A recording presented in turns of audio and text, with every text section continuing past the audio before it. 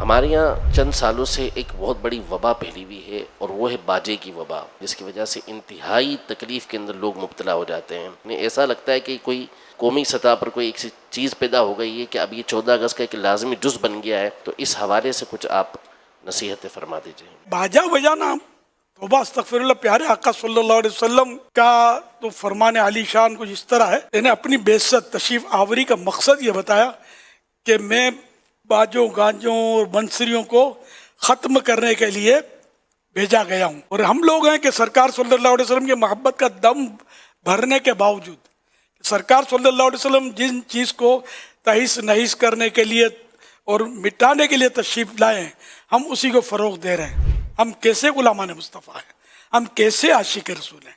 تو یہ بڑی درد کی بات ہے، ہمیں اس سے توبہ کرنی چاہیے اور خود کو بچانا چاہیے، اور یہ بہت بری چیز ہے۔ حدیث پاک میں ہے، پیارے آقا صلی اللہ علیہ وسلم کا ارشاد گرامی ہے، دو آوازیں دنیا و آخرت میں ملعون ہیں، یعنی ان پر لعنت ہے۔ نعمت کے وقت باجے کی آواز، یہ صراحتاً باجا ہے اس میں حدیث پاک میں الفاظ، اور مصیبت کے وقت رونے کی آواز جو نوحہ کرتی ہیں، خاص کر عورتیں۔ پاکستان میں ملا یہ نعمت ہے، جشن آزادی ہم نعمت کے شکرانے میں مناتے ہیں، ایکچولی اس کا تصور یہی ہے کہ ہم نعمت کا شکر ادا کر رہے ہیں، اللہ کی نعمت کا شکر ادا کرنا بھی چاہیے کہ یہ مستحب ہے۔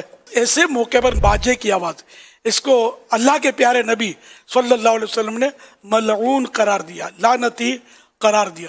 وہی عاشقان رسول، آپ کو کیا ہو گیا ہے؟ حضرت سیدنا عبداللہ بن عباس رضی اللہ عنہما فرماتے ہیں، جو ہنس ہنس کر گناہ کرے گا وہ روتا ہوا جہنم میں داخل ہوگا۔ تو یہ ہنس ہنس کر یہ گناہ عام طور پہ کیے جا رہے ہوتے ہیں، وہ دھما چوکڑی اس کے سامنے مو کر کے باجا بجا کے ڈرا دیتے ہیں، چونکا دیتے ہیں، پھر کے مار کے انڈر اسٹوڈنٹ ہنستے ہوں گے۔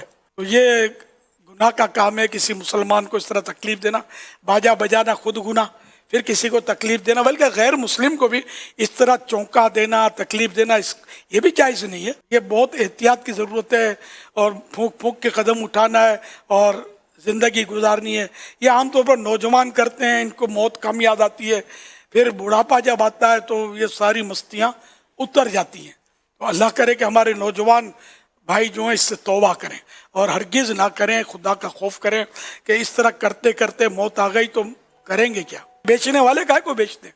آپ بیچے نہیں یا خریدنا چھوڑ دیں تو بیچنے والے نہیں بیچیں گے، بیچنے والے بھی گناہ گار ہوتے ہیں۔ ہاں یہ بولے کہ ہم کیا کریں، ہماری روزی ہے، تو یہ تھوڑی حلال روزی کمانے کا بھی تو ہمیں اللہ اور رسول کا ہی تو حکم ہے نا کہ ہم حلال کمائیں۔ تو یہ بیچے بھی نہیں، خریدے بھی نہیں، اور اس طرح جشن آزادی کو جشن بربادی میں منتقل نہ کریں۔